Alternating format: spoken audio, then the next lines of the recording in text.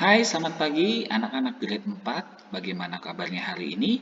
Mister harap semua dalam keadaan baik-baik saja.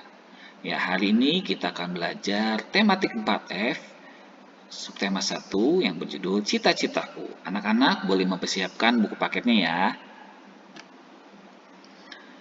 Ya, kita mulai dari pembelajaran 1. Di pembelajaran 1 ini kita akan membahas tentang bahasa Indonesia dan ilmu pengetahuan alam. Di bahasa Indonesia ini kita akan mempelajari tentang deskripsi pekerjaan dan puisi. Kita buka di halaman 3. Anak-anak boleh buka di buku paketnya. Di sini ada deskripsi pekerjaan seorang pilot. Apa sih deskripsi pekerjaan seorang pilot itu? Anak-anak bisa mencatat di buku paketnya ya. Berikutnya ada deskripsi pekerjaan seorang wartawan. Kalau videonya terlalu cepat, anak-anak bisa pause dulu ya, baru mencatat di bukunya. Next, di sini ada deskripsi pekerjaan seorang guru, dokter, dan dokter hewan. Misalkan memberikan jawabannya.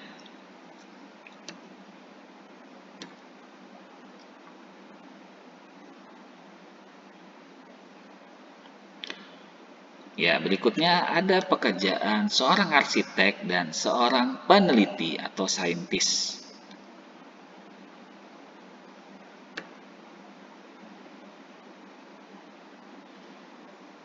Ya, ini adalah beberapa profesi atau cita-cita yang ada di sekitar kita. Mungkin salah satu dari gambar di buku ini adalah merupakan cita-cita kalian juga, ya. Ya, berikutnya kita akan mempelajari tentang puisi. Apa sih puisi itu? Nah, di sini ada sebuah puisi yang menceritakan tentang cita-cita karya Alda Yuliana. Di sini kalian bisa membaca puisinya yang berhubungan dengan cita-cita. Ya, setelah kalian membaca puisi ini, kalian bisa mendapatkan informasi tentang apa sih pengertian puisi itu. Ya, di sini bisa sudah garis bawahi. Anak-anak juga bisa garis bawahi di buku paketnya masing-masing. Ya, pengertian puisi adalah karya sastra hasil ungkapan dan perasaan penyair dengan bahasa yang terikat irama, mantra, rima, penyusunan lirik dan bait, serta penuh makna. Ada juga unsur-unsur puisi. Biasanya unsur-unsur puisi ini terdiri atas struktur fisik dan struktur batin. Nah, biasanya di struktur fisik itu terdapat 5, ya. Ada perwajaan puisi atau tipografi, lalu ada imaji, lalu ada kata konkret, ada gaya bahasa, dan ada rima atau irama. Berbeda dengan struktur fisik, ada lagi struktur batin puisi. Biasa struktur batin puisi ini hanya terdiri dari 3. Ada tema, ada rasa, dan ada amanat. Kita akan mempelajari satu persatu. Nah, di sini ada contoh tipografi puisi. Biasanya contoh tipografi ini cara penulisan puisi. Nah, di sini ada puisi kontemporer. Kalau kalian lihat, mungkin bentuknya seperti tanda panah atau seperti pohon cemara ya. Ini adalah contoh tipografi puisi. Nah, kalau tadi anak-anak mungkin penasaran apa sih imaji dalam puisi? Nah, imaji dalam puisi itu biasanya berkaitan dengan penglihatan, pendengaran, penciuman, perabaan, atau pengecapan. Itu adalah imaji dalam puisi. Ada lagi kata konkret. Ya, kata konkret itu biasanya menjelaskan sesuatu ya yang mempunyai makna. Seperti ini kata konkret Tuhan. Kita begitu dekat. Nah, itu menjelaskan tentang Tuhan itu sendiri. Lalu ada contoh rima. Di situ rima ini dibagi ada 2. Ada rima pasang dan rima beraturan. Kalau rima pasang itu biasanya dia berpasangan, ada AA atau BB. Contohnya seperti Indonesia tanah airku, tanah tumpah darahku. Di sanalah aku digusur dari tanah leluhur. Nah, ini rimanya berpasangan. Ada lagi rima ya, beraturan. Biasanya itu kalau rima beraturan itu biasanya ada polanya. Misalnya AAAA, ABAB, AABB, ABBA, dan sebagainya. Contohnya seperti pagiku hilang sudah melayang. hari mudaku sudah pergi. Sekarang petang datang membayang, batang usiaku sudah tinggi. Itu beraturan, ya. Jadi dia pakai rema ABAB. Nah, di sini macam-macam puisi. Biasanya puisi itu terbagi menjadi dua. Ada puisi lama dan ada puisi baru. Nah, biasanya kalau puisi lama, biasanya dia masih terikat oleh aturan-aturan. Apa saja aturannya? Yaitu ada 5. Biasanya jumlah katanya dalam satu baris. Ada juga jumlah baris dalam satu bait.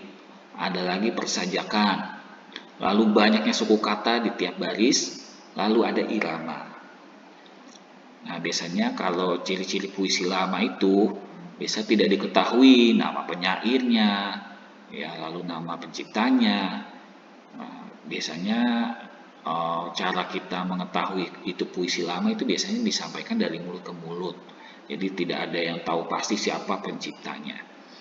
Nah, contoh puisi lama itu apa saja? Ada 2, yaitu pantun dan syair. Boleh kalian garis bawahi ya di buku paketnya. Nah, di bawahnya juga ada contoh pantun. Biarlah orang bertanam buluh, mari kita bertanam padi. Biarlah orang bertanam musuh, mari kita menanam budi. Ya, itu adalah contoh pantun. Ada lagi puisi baru. Biasa puisi baru ini dia tidak terikat oleh aturan, baik jumlah baris, suku kata maupun rima. Jadi dia tidak terikat oleh aturan-aturan. Biasanya kalau contoh puisi baru itu ada 2. Satu balada. Balada itu menceritakan tentang sebuah kisah atau cerita. Nah, itu adalah balada. Ada lagi himne. Kalau himne itu biasanya puisi yang berisi pujaan atau pujian terhadap Tuhan, terhadap tanah air atau pahlawan. Nah, biasanya itu dinamakan himne. Nah, lalu di bagian D di halaman 8, ya, kalian bisa lihat di situ adalah bagian-bagian puisi. Ya, puisi itu terdiri atas bagian-bagian yang merupakan kumpulan kata-kata yang disebut dengan baris puisi. Baris-baris puisi terkumpul menjadi bagian-bagian yang disebut bait puisi. Perhatikan kembali puisi cita-cita. Kalau kalian lihat tadi puisi cita-cita, nanti kalian akan bisa tahu tuh mana yang baris puisi, lalu semua itu dijadikan satu menjadi bait puisi.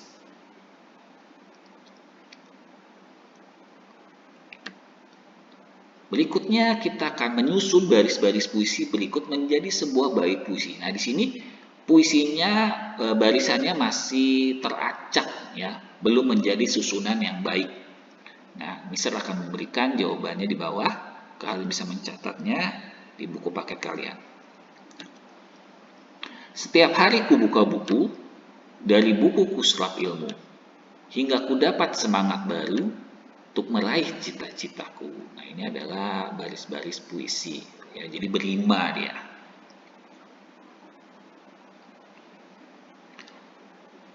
Oke, next kita akan mempelajari tentang ilmu pengetahuan alam. Di ilmu pengetahuan alam ini kita akan mempelajari daur hidup hewan, ya, dibagi 2. Ada yang lewat proses metamorfosis, ada juga daur hidup tanpa metamorfosis. Apa itu metamorfosis? Nah, kita akan langsung saja melihat di halaman 9. Di sini ada daur hidup tanpa metamorfosis. Nah, biasanya hewan itu daur hidupnya beragam. Ada yang lahir tuh bentuknya mirip dengan induknya, tetapi ada juga hewan yang terlahir bentuknya berbeda dengan induknya, tetapi semakin lama dia mengalami perubahan bentuk. Perubahan bentuk secara bertahap menjadi dewasa seperti yang dialami kupu-kupu itu disebut metamorfosis. Jadi dia berubah tuh bentuknya, ya, dari telur ke pompong lalu berikutnya. Nah, kita akan pelajari satu persatu. Kita akan mempelajari dulu yang A di halaman 9, daur hidup tanpa metamorfosis. Biasanya hewan yang mengalami daur hidup tanpa metamorfosis ini termasuk golongan mamalia, reptil, ikan, dan burung. Mereka ini hewan-hewan yang tidak mengalami metamorfosis selama daur hidupnya. Contohnya misalnya mamalia. Kalau mamalia ini hewan yang menyusui anaknya, biasanya ya cara berkembang biaknya itu dengan melahirkan atau beranak. Contohnya misalnya kucing atau anjing. Nah, di sini contohnya adalah kucing. Biasanya kalau kucing itu melahirkan, nah itu bentuknya itu langsung menyerupai kucing, tetapi masih kecil bentuknya, jadi disebutnya anak kucing. Nah, dari anak kucing itu dia langsung menjadi kucing dewasa. Itu daur hidup kucing. Gitu. Berikutnya ada reptil. Kalau reptil seperti kalian tahu ya banyak ya, reptil itu ada ular, ya, ada buaya, itu termasuk hewan reptil. Biasanya hewan reptil ini umumnya itu menghasilkan anak dengan cara bertelur. Jadi daur hidupnya pun awalnya itu dari telur, lalu berkembang biak menjadi sesuai dengan induknya. Contohnya itu seperti tadi ular. Ada lagi burung atau unggas. Biasanya burung adalah hewan yang mempunyai bulu. Beberapa jenis burung dapat terbang, tetapi ada juga beberapa jenis burung yang tidak dapat terbang. Ya mungkin seperti kalian tahu contohnya adalah penguin. Ya. Nah, tetapi yang bisa bahas di sini adalah ayam. Ayam itu juga termasuk salah satu jenis burung. Nah, ayam ini menghasilkan anak dengan cara bertelur. Telur yang dikeluarkan induk ayam akan menetas menjadi anak ayam yang mirip induknya. Tetapi ada perbedaannya nih, walaupun anak ayam itu mirip dengan induknya, tetapi yang membedakan itu adalah biasanya kalau anak ayam itu bulunya masih halus. Sedangkan kalau ayam dewasa, bulunya mungkin lebih teksturnya itu lebih kasar gitu. Semakin lama anak ayam tumbuh semakin besar dan bulu-bulu halusnya menjadi berubah seperti induknya atau seperti ibunya. Nah, berikutnya ada ikan. Ikan juga ini adalah hewan yang termasuk makhluk hidup yang tidak mengalami metamorfosis. Karena sederhana, ikan itu berkembang biak dengan cara bertelur, telurnya nanti menetas menjadi ikan kecil, lalu ikan kecil ini nanti akan menjadi ikan dewasa. Ya, jadi simple kalau hewan yang tidak mengalami metamorfosis itu simple. Nah, kita akan beralih di halaman 9 masih daur hidup dengan metamorfosis di halaman 9 sampai 10. Daur hidup dengan metamorfosis ini biasanya ada beberapa jenis hewan ya yang mengalami daur hidupnya itu mengalami metamorfosis. Contohnya kupu-kupu, katak, nyamuk, kecoa, capung itu adalah hewan-hewan yang mengalami metamorfosis dalam daur hidupnya. Nah, apa sih yang membedakan dengan daur hidup yang tanpa metamorfosis? Nah, biasanya kalau hewan-hewan tersebut itu menyerupai induknya setelah mengalami beberapa perubahan bentuk. Beda kayak tadi tuh. Tadi kalau anak kucing, anak ayam ya, begitu menetas, begitu melahirkan, dia sudah menyerupai induknya. Tetapi kalau hewan yang mengalami metamorfosis pada saat dia menetas, dia itu tidak langsung menyerupai induknya, tetapi mengalami beberapa perubahan dahulu. Contohnya apa? Nah, contohnya tadi hewan-hewan sudah bisa sebutkan tadi. Ada kupu-kupu, ada katak, ada nyamuk, kecoa, capung, dan sebagainya. Nah, biasanya berdasarkan perubahan bentuk hewan selama mengalami metamorfosis, itu biasanya dibedakan menjadi dua. Ada metamorfosis sempurna dan ada metamorfosis tidak sempurna. Nah, perbedaan sempurna dan tidak sempurna ini akan kamu pelajari di pembelajaran berikutnya. Ya, jadi kalau hari ini hanya sampai di metamorfosis hewan saja. Ada yang mengalami metamorfosis, ada yang tidak mengalami metamorfosis. Misal kasih contoh dulu deh, misalnya kupu-kupu. Nah, di kupu-kupu ini kalian bisa lihat dia dari telur menjadi ulat, menjadi kepompong, lalu menjadi kupu-kupu muda, lalu menjadi kupu-kupu dewasa. Ini di buku paket kalian tidak ada, ini bisa tambahkan gambarnya di slide agar kalian punya gambaran seperti apa sih metamorfosis itu, apa sih yang membedakan dia dengan hewan-hewan yang tidak memiliki daur hidup metamorfosis. Di sini ada contohnya. Di sini ada kupu-kupu. Nah, berikutnya di sini ada gambar induk hewan dan anaknya di samping. Nah, ini adalah hewan yang tadi kita sudah bahas.